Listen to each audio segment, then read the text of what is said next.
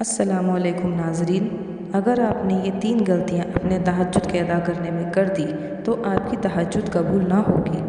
تہجد، صلاۃ اللیل، رات کی عبادت، جب دنیا آرام سے سو جاتی ہے اور جنت کے دروازے کھول دیے جاتے ہیں۔ 5 فرض نمازوں کے بعد یہ سب سے طاقتور نماز ہے۔ یہ وہ وقت ہے کہ جب اللہ عرش اعظم سے نیچے اتر کر آتا ہے اور فرماتا ہے کوئی میرا بندہ جو مغفرت چاہتا ہے کہ میں اس کی مغفرت فرما دوں۔ یہ وہ نماز ہے کہ جس نے لوگوں کی زندگیاں بدل دی، کئی دروازے کھول دیے اور لوگوں کو اپنے رب کے قریب کر دیا۔ اور رمضان میں اس مبارک مہینے میں تہجد اور بھی خاص ہو جاتی ہے۔ یہ وہ سنہری موقع ہوتا ہے کہ جس میں دعائیں رد نہیں ہوتی اور لوگوں کے دل بدل دیے جاتے ہیں۔ لیکن ایک غور کرنے والی بات یہ بھی ہے کہ ہر کسی کی تہجد قبول نہیں ہوتی۔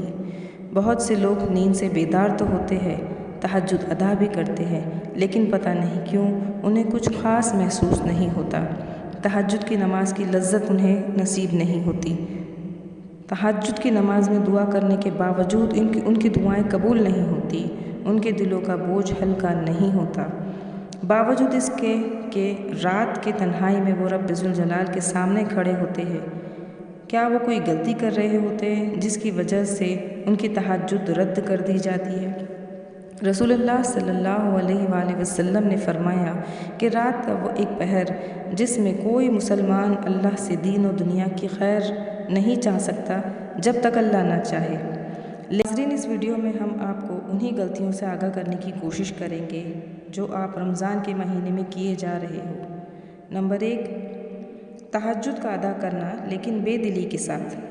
حق سے بات کریں تو اکثر ہم نماز میں کھڑے تو ہوتے ہیں لیکن ہمارا دل و دماغ دنیاوی کاموں میں الجھا رہتا ہے، اور جب بات تہجد کی ہو تو اس نماز کی کیا ہی شان ہونی چاہیے کہ جب رب کائنات عرش اعظم سے اتر کر آپ کے پاس آیا ہو۔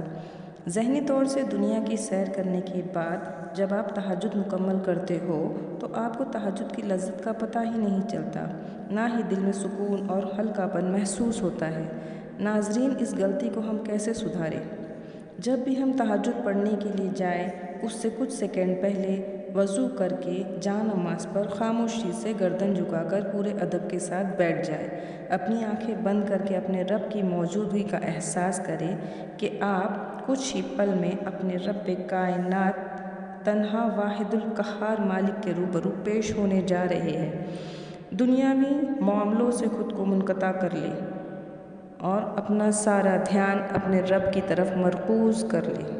نمبر 2، آپ اللہ سے دعا تو کرتے ہو اپنے آپ کو بدلنے کے لیے، گناہوں سے چھٹکارا پانے کے لیے، لیکن آپ اپنے عمل میں کوئی بدلاؤ نہیں کرتے۔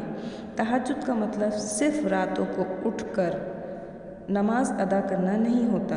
تہجد میں لوگ اللہ سے اپنی مشکلیں بتاتے ہیں لیکن صبح ہوتے ہی وہ وہی گناہوں میں ملوث ہو جاتے ہیں، اپنے برتاؤ میں کوئی تبدیلی نہیں کرتے، دلوں سے کینہ اور بغض کو نہیں نکالتے، اپنے دلوں کو پاک اور صاف نہیں کرتے، خود کا ہی بھلا چاہتے ہیں، اپنے اخلاق کو بھی کسی قسم کے درجے میں نہیں سدھارتے ہیں، اور اسی لیے انہیں تہجد کی مٹھاس محسوس نہیں ہوتی۔ ہمیں یہ چاہیے کہ اپنے دلوں کو پاک و صاف کریں، لوگوں سے جو بغض اپنے دلوں میں رکھے ہیں اسے دور کریں، لوگوں کا بھلا چاہے، ہر کسی کو دعائیں دے، اپنی زبان اور اپنے اخلاق کو میٹھا رکھے۔ نمبر 3، لوگ تہجد کو ایک سودا کی طرح سمجھتے ہیں، اللہ کے خاص ملاقات کی طرح نہیں سمجھتے۔ لوگوں کو جب مشکلیں پیش آتی ہیں تو وہ تہجد کی طرف دوڑتے ہیں اور پھر انتظار کرتے ہیں اس کی دعا کا فوراً قبول ہو جانے کا۔ کیسا لگے کہ جب کوئی بچہ آپ کے پاس دوڑ کر آئے جب اسے کسی چیز کی غرض ہو آپ سے، اور پھر منہ پھیر لے جب اس کا کام نکل جائے۔ تہجد کوئی سودا نہیں ہے۔ اپنی تہجد میں اثر پیدا کرنا چاہتے ہو تو پہلے اللہ سے وہ تنہائی والا خاص رشتہ قائم کر لے۔ رات کی تنہائی میں دنیا کو ترک کر کے اللہ کی بارگاہ میں پورے خالص دل کے ساتھ حاضر ہو جائیں، جب جا کر آپ کی تہجد میں ایک وزن پیدا ہوگا اور آپ کی تہجد اللہ کی بارگاہ میں قبول ہوں گی۔ اللہ آپ کو، ہمیں اور ہم سب کو پرخلوص نماز ادا کرنے کی توفیق عطا فرمائے اور ہماری عبادتیں قبول فرمائے، آمین یا رب العالمین۔ السلام علیکم۔